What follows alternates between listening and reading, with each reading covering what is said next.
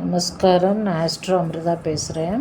இன்றைக்கி நம்ம பார்க்க போகிற தலைப்பு எதை பற்றி என்றால், பிறந்த நட்சத்திரத்துக்கேற்ற கற்களும் வழிபட வேண்டிய தெய்வமும். அதன்படி பார்த்தால், முதல் நட்சத்திரம் அஸ்வதி, மகம், மூலம். இவர்களுடைய கிரகம் கேது. இவர்கள் அணிய வேண்டிய கல் வைடூரியம்.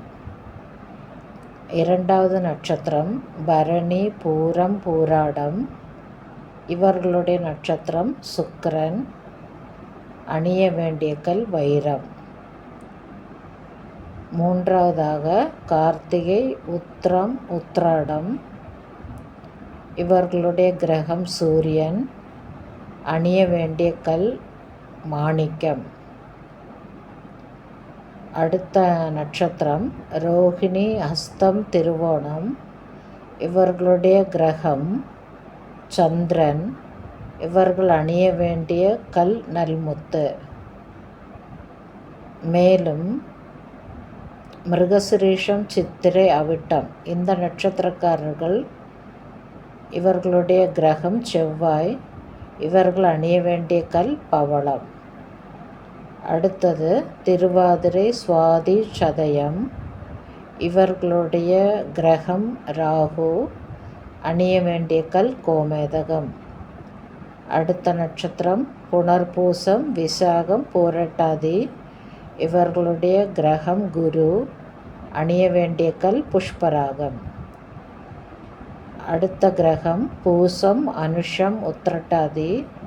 இவர்களுடைய கிரகம் சனி. அணிய வேண்டிய கல் நீலம். இறுதியாக ஆயில்யம், கேட்டை, ரேவதி. இந்த நட்சத்திரக்காரர்களின் கிரகம் புதன். இவர்கள் அணிய வேண்டிய கல் மரகதம்.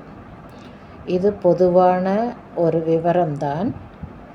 ஒருவேளை இந்த நட்சத்திரக்காரர்கள் உங்களுக்கு ப்ரீஷியஸ் ஸ்டோன் என்று சொல்லப்படும் அதிர்ஷ்ட கற்களை நீங்கள் அணிய வேண்டும் என்று விரும்பினால், மேலும் உங்களுடைய ஜாதகத்தை உங்கள் வீட்டின் அருகில் உள்ள அதாவது ஜோதிடரிடத்தில் அணுகி அவர்கள் உங்களுடைய ஜோதிடத்தை நன்கு ஆராய்ந்து எந்த கிரகம் வலுவாக உள்ளதோ அந்த கிரகத்தின் தன்மைக்கேற்ப உங்களுக்கு கற்களை அணிய சொல்லுவார்.